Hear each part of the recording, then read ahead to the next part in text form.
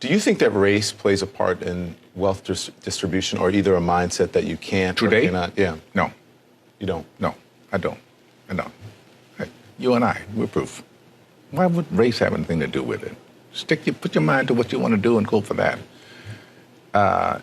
It's kind of like religion to me. It's a good excuse for not getting there. Where are we in the United States of America in race relations and what you see from day to day in your life? Skip, they wouldn't want to ask me that. They wouldn't want my answer to represent it because God knows I have been nothing but blessed.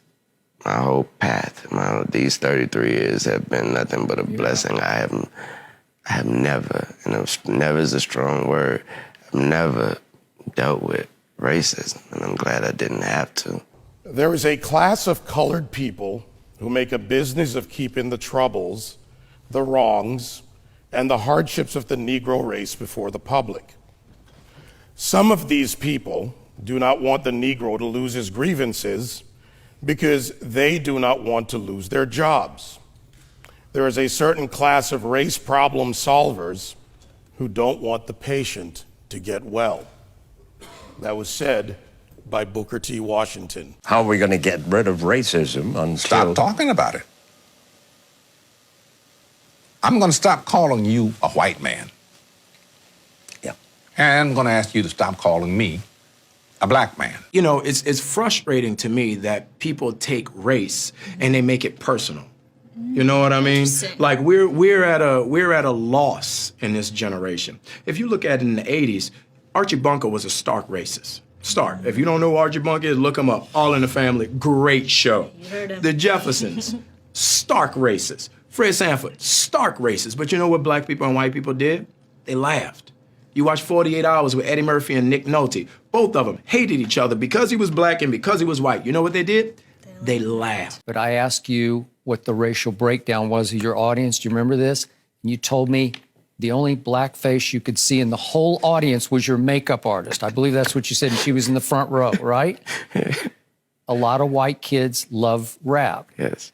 Explain that. What does that say to you? What's the message of it? What's the bigger picture of it? I don't want to be bashed because I don't want to sound like I'm on the wrong if there is a side, but I thought that was clearly a message that there was no such thing as racism. That's what I thought that was. You know, I said, and it's probably get me in trouble, but I said to some of my colleagues recently, so I know that it's an issue, but it seems like every single day on television I'm talking about race, and it's because of the news cycle, it's in the news, but sometimes I get so tired of talking about it, I want to just go, this is over, can we move on? And if you talk about it, it exists. Right. Yeah. It's not like it exists and we refuse to talk about it, but making it a bigger issue than it needs to be is the problem we have. And right now, we are in a society where we can't have a conversation because no one's willing to listen. People are just shouting. People are just Whatever they shouting. think. People are walking down the street, hashtagging everything, but no one's listening. Using wrong examples to present an argument leads us nowhere forward. I understand the emotion, and I respect my opposition, but when you go into the areas of making false charges and living in the past, you do not address the issues of the present. And, you know, incarceration rates in America has been a problem, especially as opposed to minorities. And Roman delves into the issues around the legal system. Do you think we've made any headway in the legal system? I think it's more important to make headway in our own house. By the time the system comes into play, the damage is done. They're not locking up 7-year-olds. In the 1960s, 80+% of blacks were two-parent homes.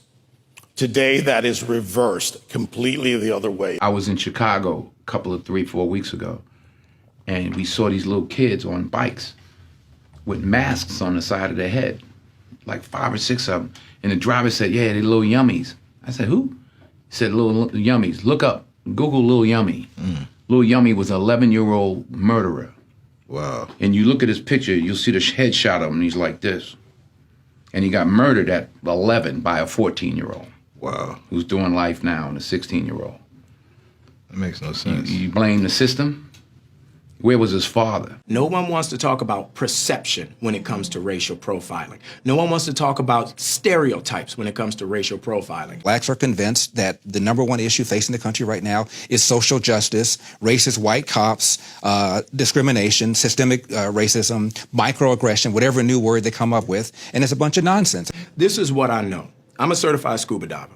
My first day of class, they told me this. When you're in shark-infested waters, everything in that water is considered a threat until proven otherwise.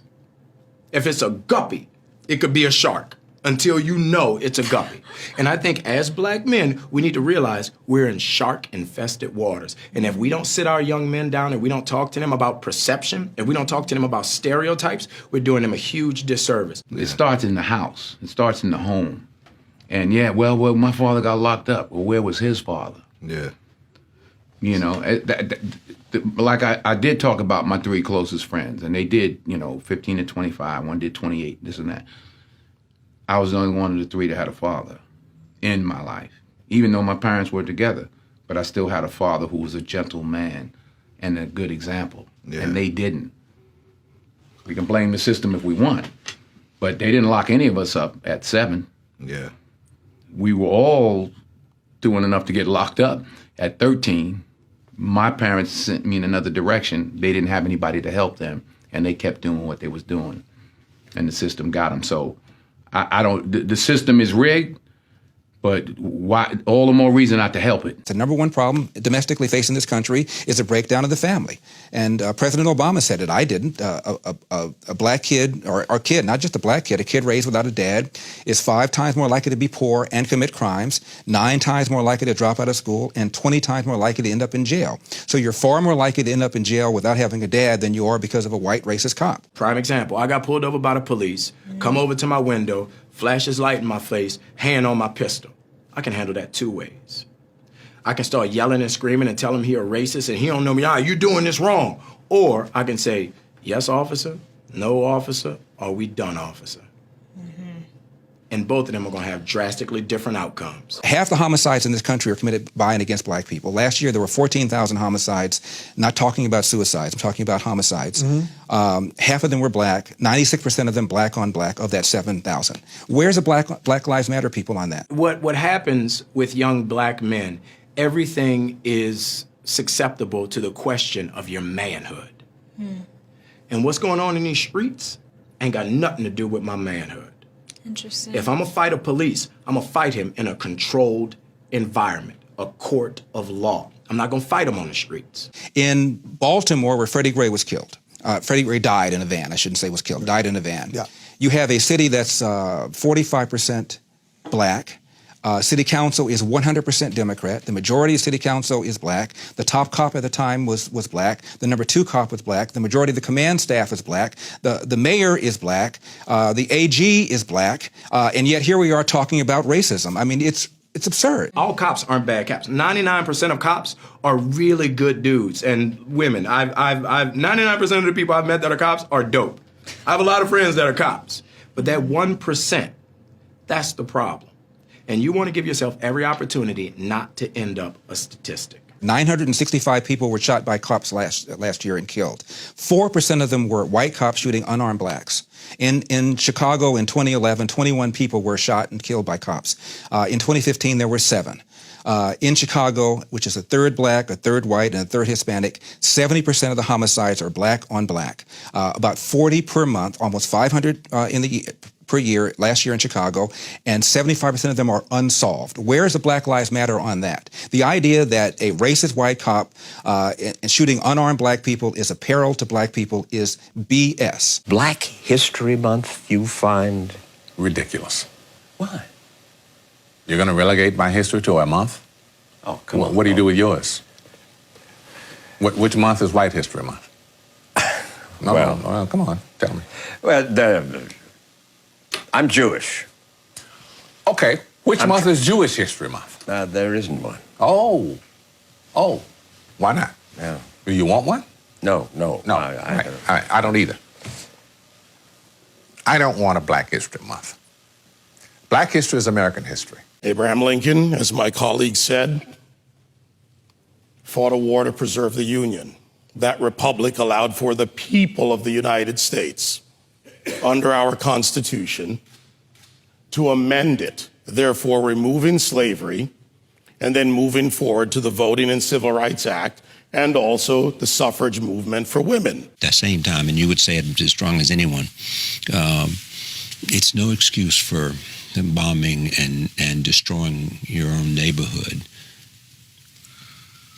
And burning down wherever it's happening.